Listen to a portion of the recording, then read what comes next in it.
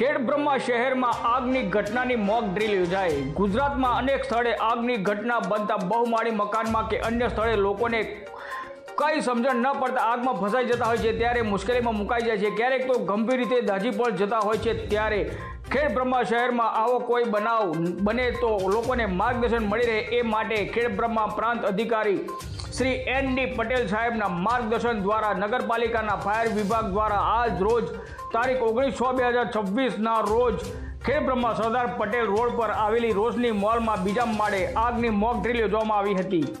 Shri ND Patel સાહેબ ઉપસ્થિત મોલના ગ્રાહકો તથા લોકોને માર્ગદર્શન આપ્યું હતું કે ગમે ત્યારે શહેરમાં ફાયર ફાઇટર પસાર થતું હોય તો તેને તાત્કાલિક રસ્તો આપી દેવો જોઈએ અને જ્યાં બનાવ બન્યો હોય ત્યાં ફાયર વિભાગના સ્ટાફને નડતરરૂપ બન્યા સિવાય આગ ઓલવવામાં મદદ કરવી જોઈએ। આ મોક ડ્રીલમાં પ્રાંત અધિકારી શ્રી ND પટેલ સાહેબ, ખેડબ્રહ્મા પોલીસ સ્ટેશનના PI DB હળદ સાહેબ તથા તેમનો સ્ટાફ, ખેડબ્રહ્મા મામલતદાર શ્રી, રોશની મોલના માલિક રાજુભાઈ અગ્રવાલ તથા તેમનો સ્ટાફ, નગરપાલિકા ફાયર વિભાગના સંતોષભાઈ પટેલ, રોહિતભાઈ પટેલ તથા સીતારામભાઈ પટેલ વગેરે ઉપસ્થિત રહ્યા હતા। રિપોર્ટર જયેશ ઠાકોર સાથે શૈલેષ પટેલ, જિલ્લા બ્યુરો ચીફ, સાબરકાંઠા।